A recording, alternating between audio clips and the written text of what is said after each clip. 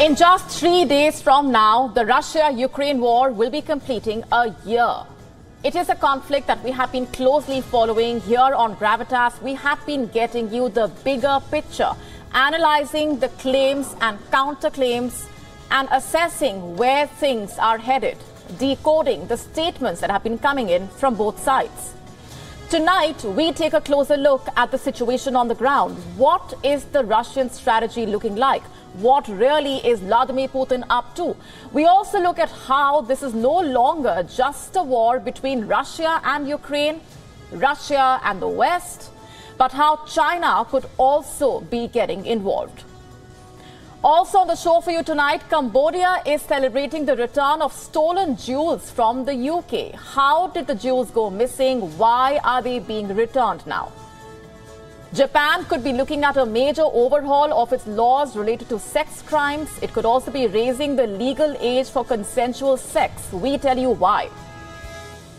Another earthquake jolts Turkiye. Another test for the country, which is still recovering from the earlier massive earthquakes. Is air pollution weakening your sense of smell? What is the link between the two? We explain.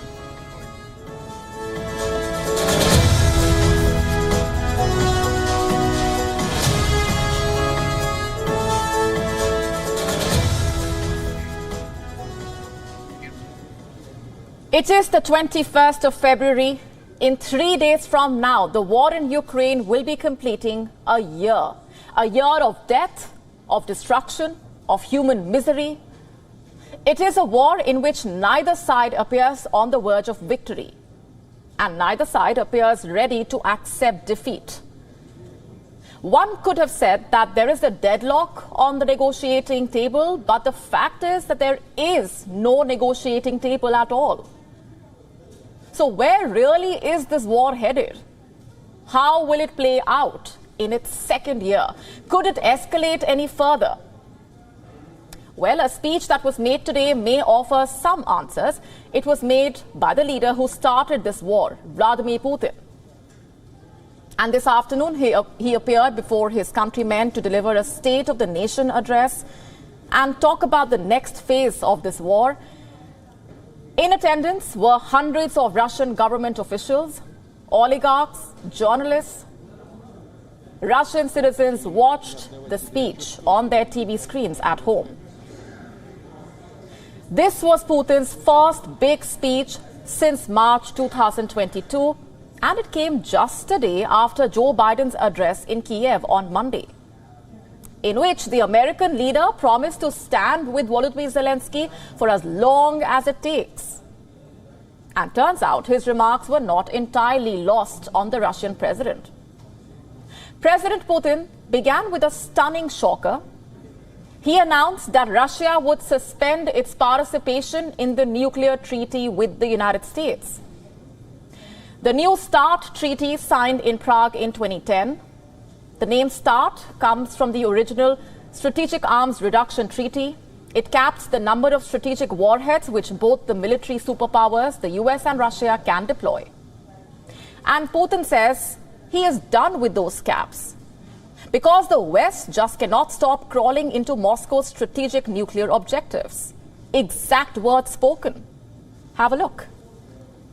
They can't be silly people. They want to deliver a strategic defeat while crawling into our strategic nuclear objects. Regarding this, I have to say that Russia suspends its participation in New START treaty. Let me repeat, Russia does not abandon the treaty but suspends its participation. Before resuming the discussion of this treaty, we must first understand what do such countries of North Atlantic Alliance as France and Great Britain aspire, and how will we take their strategic arsenals into account.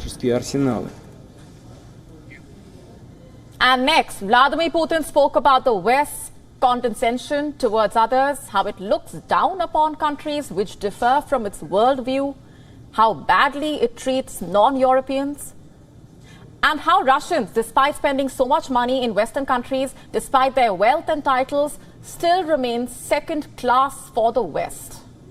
Watch this now. Yes, everyone has a choice. Some prefer to live till the end of their life in a seized mansion with their accounts blocked. Some will try to find a place in an attractive Western capital or resort or some other warm place abroad. Anyone has the right to do that. We do not even interfere with that. But it is already high time to understand that for the West, these people were and remain second-class aliens with whom they can do whatever they want. Neither money nor connections nor titles they have bought, counts, peers and mayors will help in any way. They must realize that they are second-rate over there. And then he spoke about the conflict, how it did not start due to his decision to send tanks to Ukraine, but due to the West's never-ending quest for world domination. Due to the West's attempts of gaining unlimited power in global affairs. Listen to this. Those who planned a new attack against Donetsk, against Donbass, Luhansk, they understood very well that attack on Crimea and Sevastopol were their next step. And we knew it, we saw it, and now in Kiev, they talk openly about such far-reaching designs. They have opened up. They revealed what we knew very well anyway. We protect people's lives, our homeland, and the West's goal is unlimited power.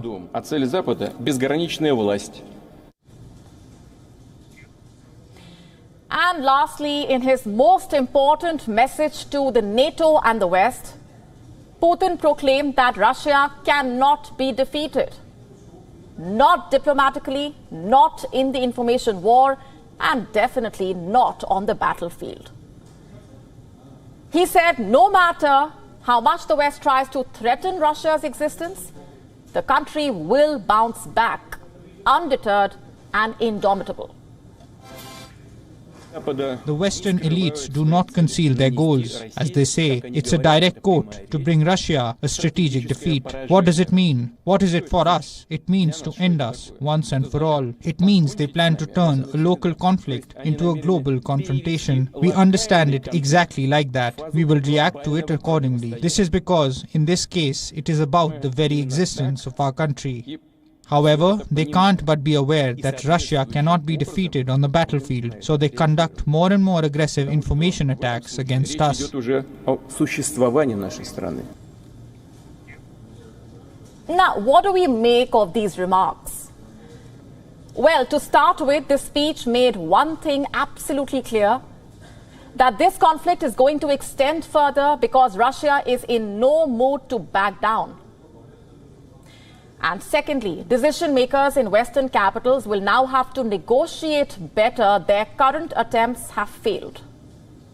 And number three, the West needs to stop speaking from a position of strength and start looking at this as a war of equals.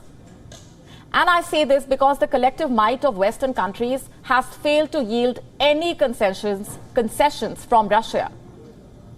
If anything, it has only strengthened Putin's resolve. Perhaps the West needs to reconsider how it looks at this war and realize the full potential of the enemy that it is facing.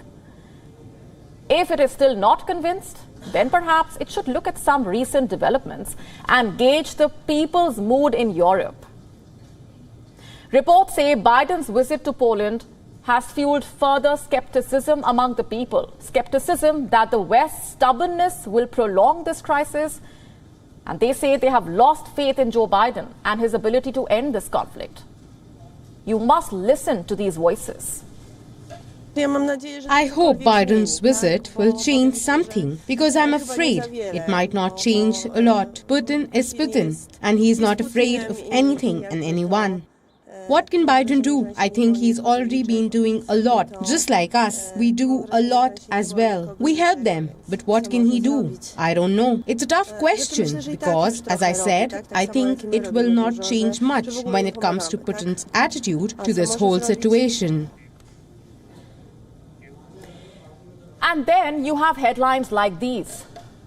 Ukraine's deputy foreign minister saying that they are not just fighting Russia anymore, they are also fighting Western fatigue in this war, that the people of Europe have lost the appetite for this war. And most of them do not want to step out of their comfort zones any longer. There is also a new report from the Carnegie Institute which predicts a dreadful future It says out of all the scenarios as far as this war is concerned, the scenario of a forever war is the most likely. A forever war, a war without end, similar to the permanent standoff on the Korean Peninsula or the standoff between India and Pakistan on the ceasefire line of Jammu and Kashmir, because Russia under Putin will never be ready for a compromise, and Ukraine under Zelensky will never accept ceding any territory. At the end of the day, both sides will lose, as the conflict drains their treasury for the purchase of costliest weapons in a war nobody is winning. And as if these warnings were not enough, China is slowly getting involved in this war. Look at this headline. China's top diplomat Wang Yi is set to visit Russia. This visit was announced shortly after the US said that China could soon be supplying weapons to Russia, a charge that Beijing has vehemently denied. But as they say, there is no smoke without fire. So we wonder, what could Wang Yi's visit to Moscow possibly be about? We should not forget that Putin went to Beijing to meet Xi Jinping before he invaded Ukraine. Putin positioned this war as a response to American strategic aggression on the doorstep of Russia. China believes that America's military and strategic support to Taiwan has brought America to China's doorstep. Does it indicate unity of Russia and China against the United States? President Zelensky has said that if China helps Russia, the regional conflagration will escalate into a world war. Is the West ready for one, is the question. There is already a war going on. Is the world ready for another one? Why am I asking this? Because when Russia invaded Ukraine almost a year ago, the move sent alarm bells ringing. Experts and lawmakers were almost sure that the Ukraine war would embolden China to act on its long-standing threat to Taiwan. And those alarm bells, by the way, are still ringing, even though China is reluctant to agree with it. As I told you yesterday, the war is between Ukraine and Russia on the ground. But diplomatically, it has moved on way beyond that. Biden, remember, was in Kiev to show his support. And now China's top diplomat, Wang Yi's visit to Moscow has been raising a lot of concern, which leads me to this question. What's in it for China? Why is it interested in the Ukraine war? Ever since Russia invaded Ukraine, analysts have been pointing fingers at Beijing. Its intentions towards Taiwan have been under the microscope. And now China has urged the world to stop drawing parallels. The foreign minister has said, and I'm quoting, "Stop touting Ukraine today, Taiwan tomorrow." But my question is, why not? Let's just have a look at the similarities here. Russia and China are both authoritarian states. Both have been targeting their weaker neighbors, claiming them as a crucial part of their territories. Both the countries also challenge the US-led international order. In fact, Beijing plans to unveil a peace proposal in the coming days. It is called the Global Security Initiative. And through this, China aims to paint itself as a responsible major power. It wants to provide an alternative to America's model of military alliances.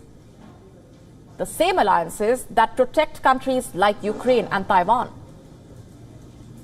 China has repeatedly threatened to use force against Taiwan. It has increased the military activity in the seas and the airspace around the island. Tensions have escalated over the last year. And one of the biggest examples was the US House Speaker Nancy Pelosi's visit to Taiwan last year. China was angered by America's support for the island. And right after Pelosi's visit, it launched war games across the Taiwan Strait. Missiles were fired, drones were flown, Chinese warships sailed across the median line of the strait. The last time China did something like this was ahead of the 1996 Taiwanese presidential election. China has historically drawn red lines as far as Taiwan is concerned. It has time and again warned that it reserves the right to attack the island under these conditions. Number one, if a third party stations forces in Taiwan. Number two, if the island develops nuclear weapons. And lastly, if Taipei declares independence or postpones unification negotiations with China indefinitely. China is aggressively possessive as far as Taiwan is concerned, and it does not react well to any possible threat to the one China policy.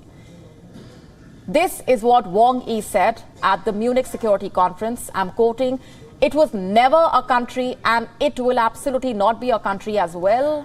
That is the true reality of the Taiwan issue." Now, this is how China views Taiwan. Why does it want people to stop drawing parallels with Ukraine then?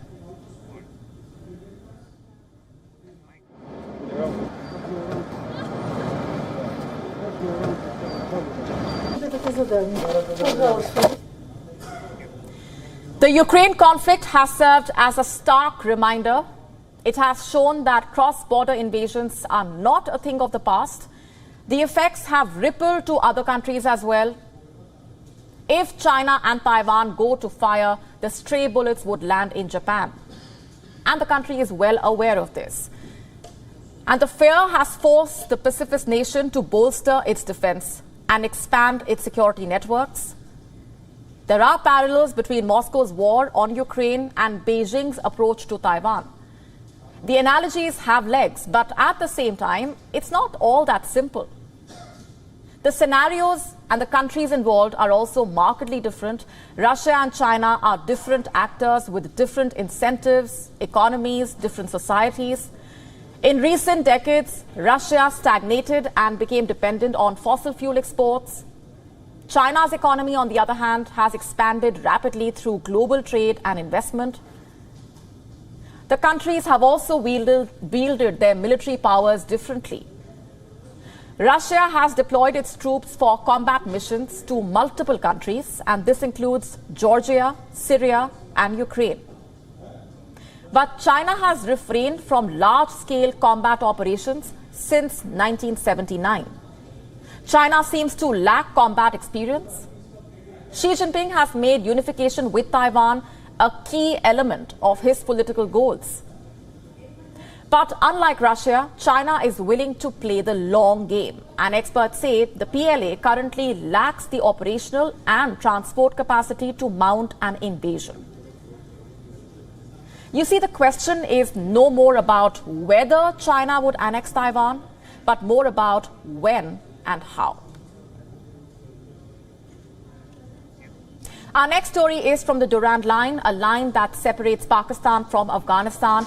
It is in the grip of turmoil as both sides trade fire. This has been happening for quite some time now, and the hostilities refuse to cease. The latest flare-up unfolded on the Torkham border, the map on your screen telling you its location. On Monday, this border witnessed a clash between Pakistan and Afghan forces. They exchanged fire, leaving one border guard injured. What was the trigger? It all started on Sunday when the Afghan Taliban shut the border crossing, accusing the Pakistan government of violating its commitments. What commitments? Reports say Islamabad had promised the Afghan government that it will allow patients to cross the border. But Islamabad announced a ban on the travel of Afghan patients seeking treatment. And this irked the Taliban and led to the firing. I must repeat here, these are all claims made by the Pakistani media. The bigger picture is still unclear, but the immediate picture certainly is. All is not well between the Taliban and Pakistan. The two have been clashing for quite some time now. In November last year, in fact, they clashed at the Chaman Spin Boldak port, another major border crossing between Afghanistan and Pakistan. It was shut for trade and transit. The clash unfolded on the 13th of November. It started after an unidentified Afghan man killed a guard posted on the border. This led to both sides open firing at each other. There's no word on how many people lost their lives. And then, in December, an attack along the Pak-Afghan border killed over 6 Pakistani civilians and injured at least 17 others. Who was behind this attack? Pakistan said it was the Taliban. Islamabad also said that this attack was unwarranted. There was no trigger from their side. It was the Taliban which launched indiscriminate fire, quote unquote, and unleashed a spree of unprovoked bombing. So let me just get this straight. At home, the TTP is attacking Pakistani civilians, and on the border, the Taliban is attacking Pakistani soldiers. How exactly do we perceive this? Is Pakistan fighting a war on 2 fronts? It certainly looks like that. Islamabad itself suspects an alignment of interests, that the Afghan Taliban is colluding with its homegrown TTP to keep the country unstable, and the condition Pakistan is in, it cannot deal with more instability. The economy is in a mess. We have been telling you about this. The currency is in free fall. The national debt is only mounting. The foreign reserves are depleting. And fuel prices are at an all-time high. At a time like this, Pakistan has been forced to deal with border clashes and domestic terror. This is the worst nightmare the country could have ever imagined. A nightmare that is forcing Pakistan's hawks to speak like doves. Have a look at this headline. The former Director General of Pakistan's ISPR says that dialogue with India is the need of the hour. He made the remarks during a panel discussion at the Karachi Literature Festival. Let me quote his exact statement. Dialogue is at present a need for our country, a need of our country. The way forward is not just the state apparatus, because if you leave it solely to the security establishment, there will be no move forward. It will be like taking 1 step forward and 2 steps backwards. There has to be an initiative like track 2 diplomacy, like media, like business and trade organizations, like academia, and they can interact and create their space within the Indian society. What an interesting turn of events this is, where those who served in the Pakistan army are asking the leadership to talk to India, to ask India to get them out of this economic and political mess. The question is, should India help Pakistan? Well, New Delhi has always made its policy absolutely clear.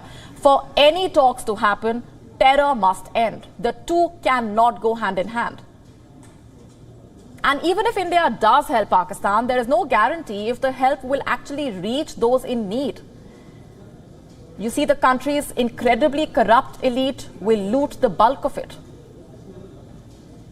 So let me say this. India may be Pakistan's best bet during this crisis. It may be in the best position to help Pakistan. But would any help make Islamabad mend its ways? We have our doubts.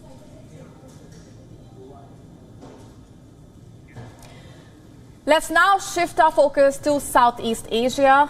It is a moment of jubilation for Cambodia. Why is that? It just got back the possession of gold looted from it. The stolen jewels were shipped from London last week. The government will be displaying them at the National Museum. There are 77 golden artifacts in total, most of them dating back to the Khmer Empire, and they were part of the crown jewelry. Some are even older. The artifacts were smuggled out of the country, maybe during the French colonial rule or during the tumultuous years of Khmer Rouge in the 1970s. It's not clear exactly when, but we know who looted the artifacts. He was a notorious British smuggler. His name is Douglas Latchford. Latchford died in the US in 2020, and before his death, he promised to return the stolen goods. And before we go further, let's take a look at what all has been recovered. golden belts, golden crowns, golden earrings, a bowl made of solid gold, a sculpted flower. So what exactly is the significance of the returned loot? The crown jewelry is Cambodia's national treasure. It is a reminder of the country's glorious past. You see, Cambodia was not always an impoverished little country. Between the 9th and the 15th centuries, it was ruled by the Khmer Empire. It was originally a Hindu kingdom. It ruled over large parts of modern-day Southeast Asia. Its capital was at Angkor. The ancient capital is the site of the world-famous Angkor Wat temple. The temple was dedicated to the Hindu deity Vishnu. It is the world's largest temple and a UNESCO World Heritage Site. In fact, some of the artifacts figure on carvings at Angkor Wat. Here's how an archaeologist has reacted. The jewelry proves what was on the carvings, and what was rumored is really true. Cambodia was really, really rich in the past. The temple was heavily sacked during the French colonial rule. France controlled Cambodia in the early 20th century. It was also damaged during the Khmer Rouge regime in the 1970s. That was when Cambodia was going through a genocide, and the artifacts were stolen out of the country. They were sold on international black market at dirt cheap rates. In recent years, the Cambodian government has been seeking their return. It has been assisted by the US in the effort. Lashford was in the US in his dying years. In 2021, Cambodia got back stone and bronze artifacts. They had been with the Lashford family. Last year, 30 more antiquities were returned to Cambodia. They comprise statues of Hindu and Buddhist deities. Some of them were over 1,000 years old. Cambodia is on path to setting a historic injustice right. If you are an Indian, you might have a question after watching this. Is it time that the UK royal family returns the treasure that it looted from India? Of course, including the Kohinoor diamond and all the other precious jewels. Cambodia's example definitely serves as a cue for India. And we now shift our focus to Japan. It is a country that is in the news for aiming to bring about a change in the age of consent, basically the legal age to indulge in consensual sex. A panel of the Justice Ministry has proposed raising the age of consent from 13 to 16. That's right. As of now, the age of consent stands at 13. And there has been criticism that the current laws fail to protect children from rape and other sexual offenses.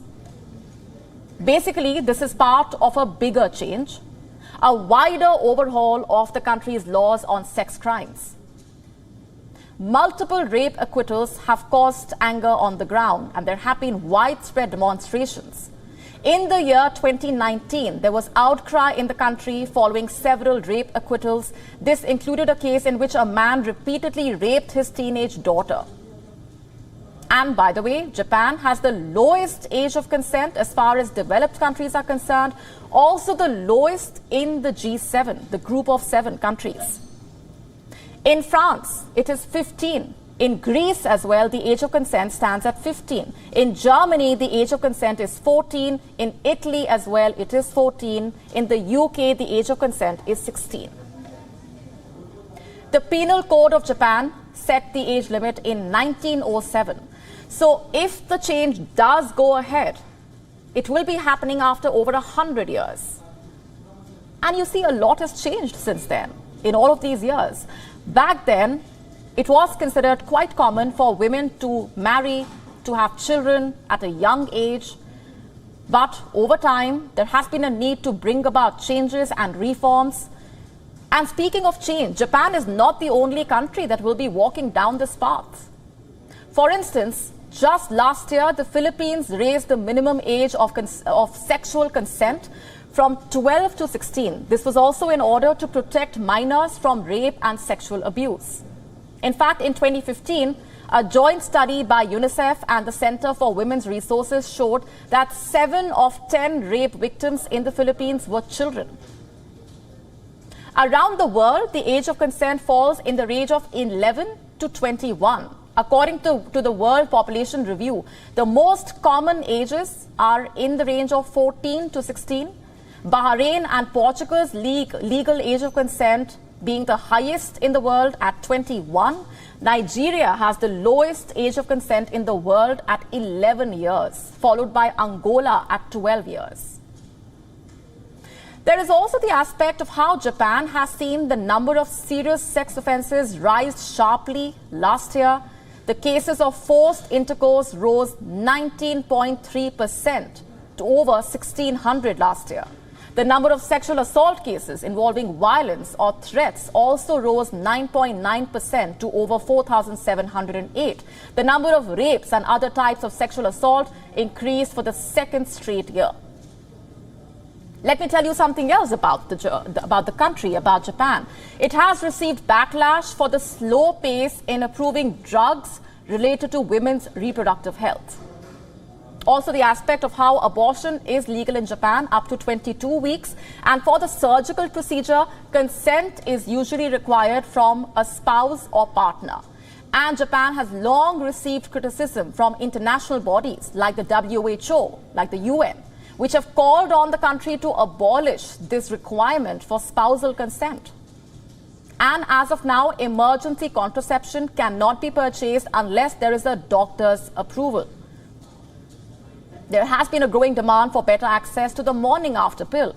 Japan, by the way, is one of the 11 countries in the world that requires third-party consent, with few exceptions, to undergo an abortion.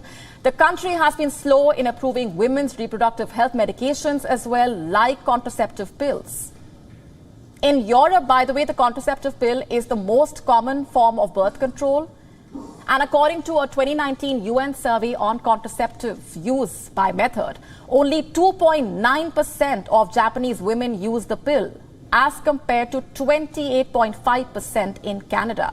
And some women in the country resort to leaving newborns in anonymous hospital baby hatches, and in some cases, even infanticide. Moving on for now, Turkiye and Syria were just recovering from the deadly earthquake. 2 weeks on the border region of the countries have been shaken yet again. And that's not all. The earthquake was followed by 90 aftershocks. Our next report telling you more. The Turkish city of Antakya has been hit by another earthquake. This one had a magnitude of 6.4. 6 people lost their lives. 294 others have been injured. The shock came just as the rescue work from the initial earthquakes was winding down. It has added fresh trauma for the residents. The latest earthquake also impacted some health facilities that housed victims of the February 6th earthquakes. Turkey's Disaster and Emergency Management Authority says the disaster was followed by as many as 90 aftershocks. For many, the worst fears have become real. This is what one of the survivors had to say. I cannot sleep at night. Is the same thing going to happen? Are we going to experience another earthquake? We are very scared. I haven't slept for a week. It's reached a certain level that sometimes I cannot feel my feet. People are suffering. Some were seen scrambling for their belongings. Many have lost their loved ones. Millions were already left homeless.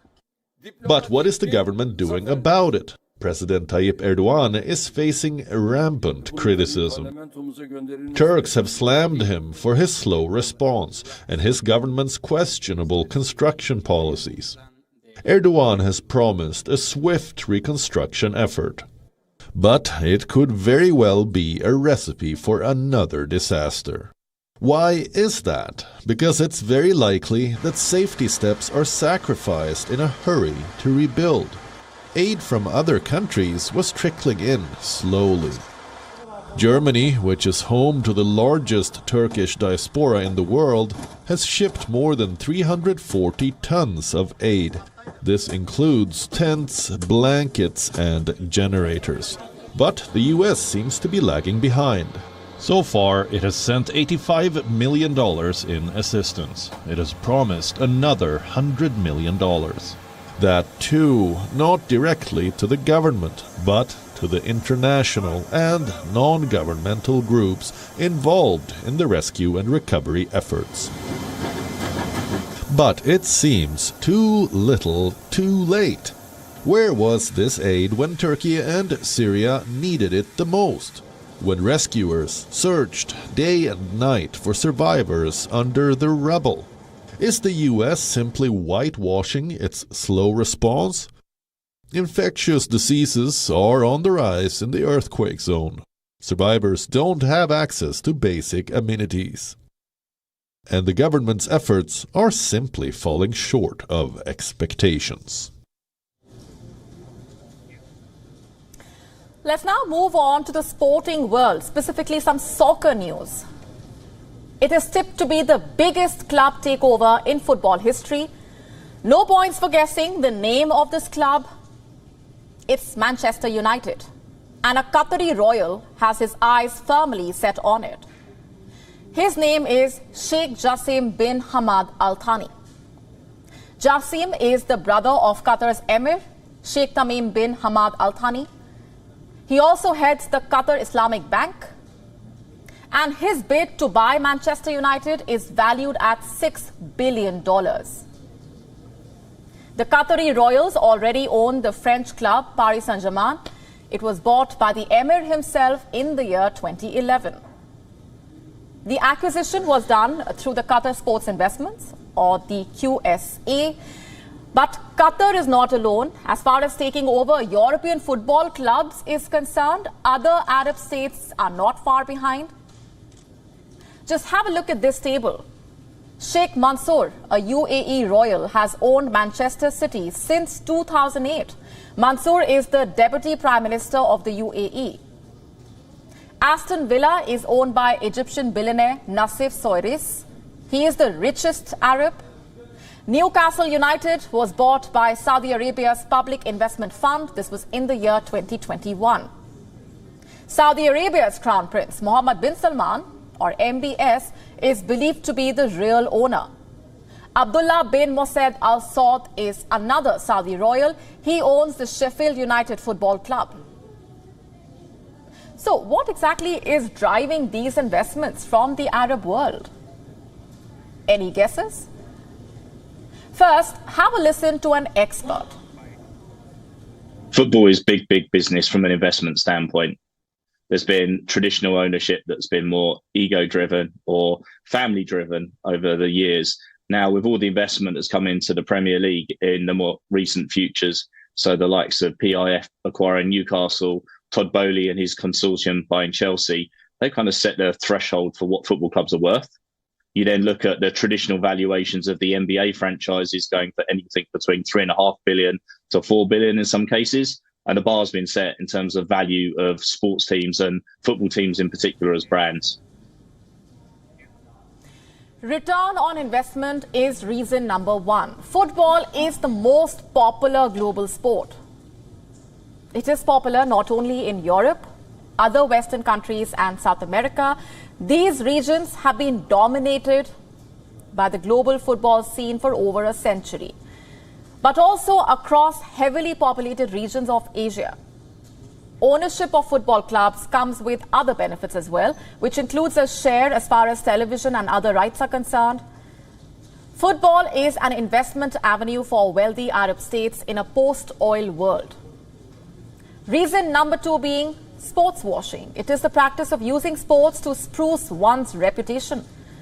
The Gulf states are not really a poster child as far as human rights are concerned. They all mostly have their share of controversies that they have been tackling.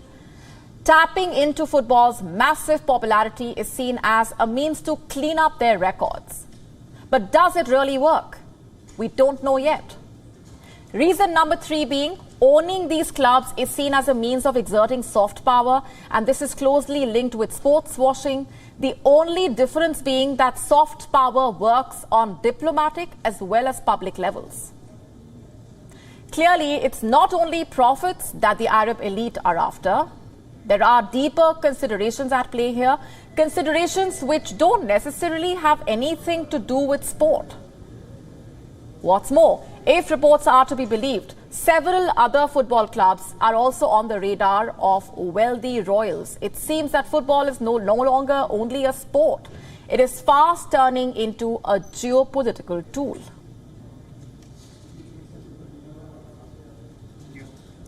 Moving on for now, air pollution is a major and pressing public health threat. An astonishing 99% of the world's population breathing polluted air that exceeds internationally approved limits. And the negative health impacts are kicking in at much lower levels than previously thought. And now there is fresh research which suggests that air pollution could be causing us to lose our sense of smell. Our next report getting you the complete story. The menace of air pollution has been dominating headlines and making its presence felt in different parts of the world. It impacts economies and people's quality of life. Fine particulate matter is a source of health risks. These small particles can penetrate deep into the lungs, enter the bloodstream, and travel to organs. Exposure to high levels of particulate matter can lead to reduced lung function, respiratory infections, and aggravated asthma from short-term exposure. Long-term or chronic exposure to fine particulate matter increases a person's risk for diseases with a longer onset, like stroke and cancer. But air pollution is also contributing to the loss of smell, known as anosmia. Researchers at Johns Hopkins School of Medicine found significantly higher levels of PM 2.5 in neighborhoods where people with anosmia lived. But how exactly is air pollution damaging our sense of smell? Researchers say there are two potential routes. One explanation is that some of the pollution particles are passing through the olfactory bulb and getting directly into the brain, causing inflammation. The other explanation considers a situation where people experience a loss of smell even when pollution particles do not get into the brain. By hitting the olfactory bulb regularly, the particles may cause inflammation and damage the nerves directly, slowly wearing them away. The unique positioning of the olfactory nerve in the nasal cavity places the olfactory system at particular risk from airborne pollutants. The olfactory bulb is a rounded mass of tissue that contains several types of nerve cells involved in the sense of smell. Now, there are two olfactory bulbs on the bottom side of the brain, one above each nasal cavity. The olfactory bulbs receive information about smells from the nose and send it to the brain by way of the olfactory tracts. The aroma of just baked cookies, roses in full bloom, and other everyday scents make our lives richer in ways we often take for granted. Yet, when the sense of smell is lost or compromised, it is not just enjoyment of life that is affected, but also our health and safety. According to Yale Medicine, our sense of smell helps with appetite and also serves as a warning system to avert dangers and toxins. Experts say loss of smell or anosmia may be an early warning sign for dementia and Alzheimer's disease. The loss of smell has also been linked to an increased likelihood of depression and anxiety. It also plays a role in obesity, weight loss, and malnutrition. Across the world, efforts are being made to tackle the toxic air. But there is still a long way to go, and more action is required to fight against air pollution. Time now to tell you what else made news around the world. Time for Gravitas Global Headlines. The United States proposes that the UN Security Council condemns North Korea's ballistic missile launches and encourage Pyongyang to engage in diplomacy, warns that the 15-member body's failure to respond has become dangerous. India's flagship carrier Air India goes on a hiring spree after deal with Boeing and Airbus for 470 aircraft to offer pilots salary of up to 2 crore rupees annually. Adani Group firms' combined market valuation falls to below $100 billion. The market rout now topping $135 billion since a damaging report by U.S. research firm Hindenburg. Indians can now use Google Pay, Paytm and other digital payment systems to send money to their friends, colleagues and relatives in Singapore as Unified Payments Interface gets connected to Singapore's Pay Now. NATO chief echoes U.S. concerns on China supplying weapons to Russia for its war in Ukraine. Stoltenberg slams Putin for what he calls escalating his imperial war of conquest. In a bid to deal with authoritarian expansionism, Taiwan's president Tsai Ing-wen has said that Taipei is bolstering its military ties with the U.S. and will cooperate even more closely with it and other friendly nations. The death toll from devastating rain and floods in southeastern Brazil rises to 40. President Lula visits the disaster zone as rescue workers race to find survivors. Water levels in Italy's Lake Garda have fallen to record lows, satellite imagery released has shown. The low water levels have made it possible to reach the small island of San Biagio on the lake through an exposed pathway. Weeks of dry winter weather have raised concerns that Italy could face another drought after last summer's emergency. The Australia camp in India has suffered another major blow with opener David Warner ruled out of the remaining Border Gavaskar Trophy with an elbow fracture. It is the second injury for the struggling visitors, who are 0-2 down in the 4-match series. America's Madison Keys beat world number 5 Caroline Garcia in straight sets to reach the round of 16 in Dubai. Keys, a former US Open finalist who had beaten Garcia in their last 3 encounters, extended the dominance with a 7-5, 6-4 victory. On that note, it's a wrap on this edition of Gravitas. We are leaving you with Gravitas images. Thanks very much for watching.